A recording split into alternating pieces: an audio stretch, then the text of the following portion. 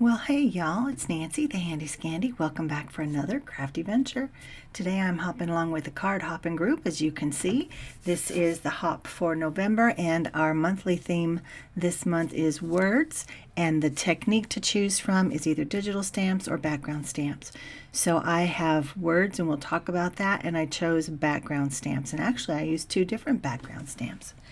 So here you can see I'm using this beautiful background stamp from Hero Arts. It is called, I can never read these, the print is so small, Etched Winter Scene Background. It's very Van Gogh-esque.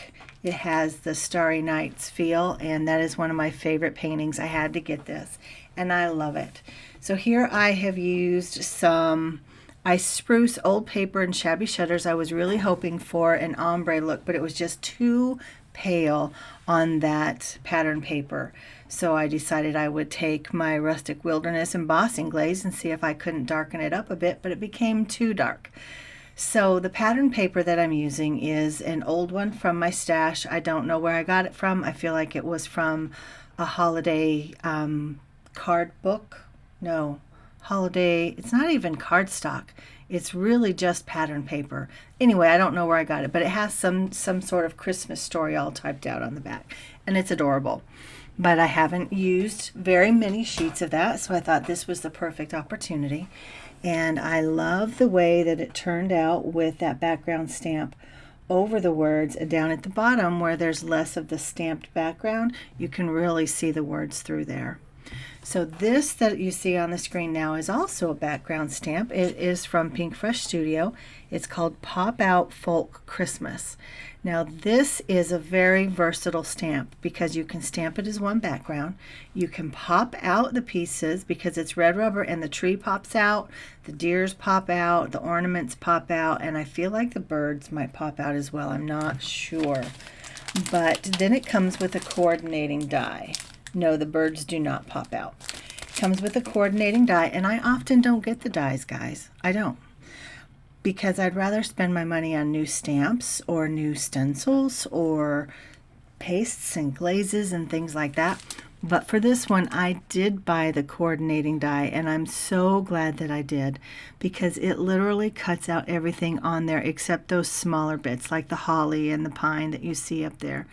It cuts out the ornaments, it cuts out those floral sprays, the trees, the larger spray in the middle that's under my finger there. It cuts it all out, and I'm so happy because in the end, I actually take the leftover bits, the two ornaments, the spray, and the two floral branchy pieces at the top. I take those and I make a second card. Because what I don't show you on screen is that I tried that background out with some different colors of ink, and I embossed like a silvery, it's actually called Bridal. The embossing powder is called Bridal, and it has been in my stash 28 years. Because I got it when my youngest was a baby, so 27, 28 years. I've had a long time, y'all. And there's very little left. But anyway, yeah, so I said all that to say I do have a second card that I'll be showing at the end. We'll call it a bonus. And I'm so glad that I got this background die.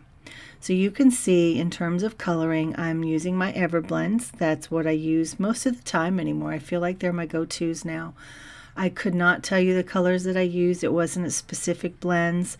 I pulled out 4 shades of brown and tan and did the lighter shade on both of the deer, and then I just shaded them with the darker shades in different tones. So the guy that I'm working on now, I don't know why I'm calling him the guy. He's just the guy. The other one's the girl.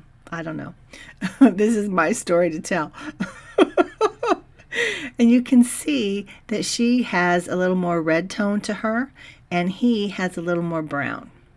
Or her, does that make sense? Like her browns are more reddish orangish, and his are more brown, kind of dark brown. I'm really coming in with a darker brown now, and it looks like super dark, but in the end it dries back just a little, and they blend together really well. So I am happy about it. Then I'm going to go on to the tree, and I'm going to use shades of green that were very similar to those initial colors that I stamped my background with. What was it? Shabby Shutters, Old Paper, and Ice Spruce. The colors, the markers that I chose are very similar to those Distress Oxide pads. So while we finish watching me color, I want to tell you a little bit more about the hop. Of course, it is the Card Hoppin group, and we are members from the Handmade Happiness group, and my friend Jen has been coordinating this for a year now, and it has been the motto is a year of fun themes and techniques, and it really has been. And she's done a great job coordinating us, making sure that everybody's on task. The videos are linked, all of those things, and she has just been amazing, and I can't wait to see what she brings us in the new year.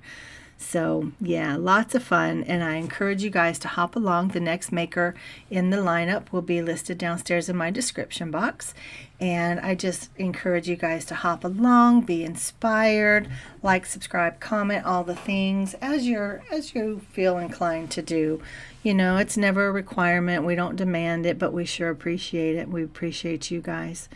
And yeah, so again, look downstairs and you'll see the next person in the lineup, and you'll be able to link right over to them and just hop along. I think there are 15 of us.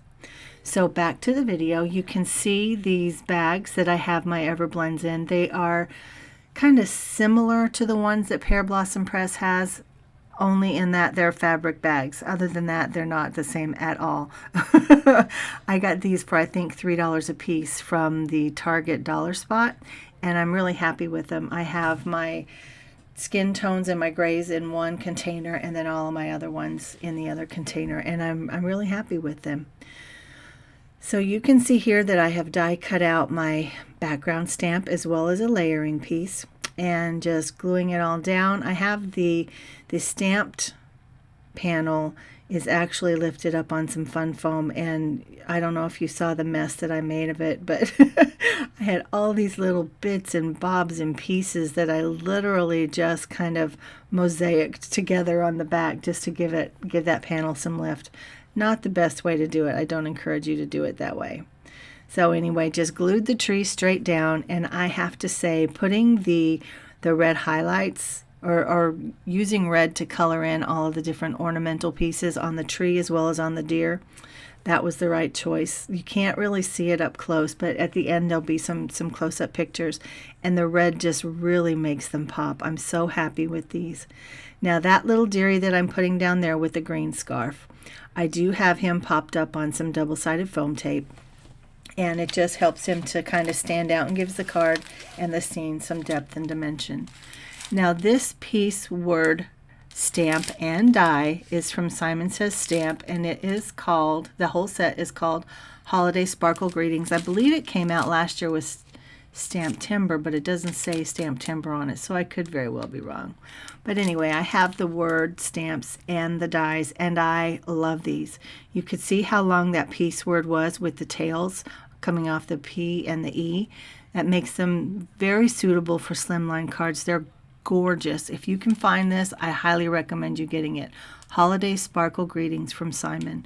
Beautiful, beautiful, beautiful. And not only does it have words, but it has like little snowdrops, it has sparkles, it has stars, and snowflakes. Yep, so it has 4 different kind of background stamps that you can use to highlight.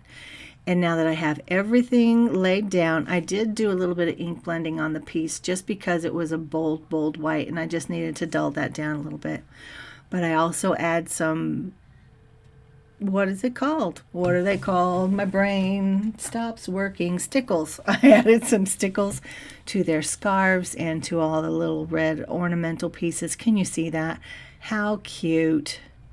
How cute. Good job, Pink Fresh and Hero Arts.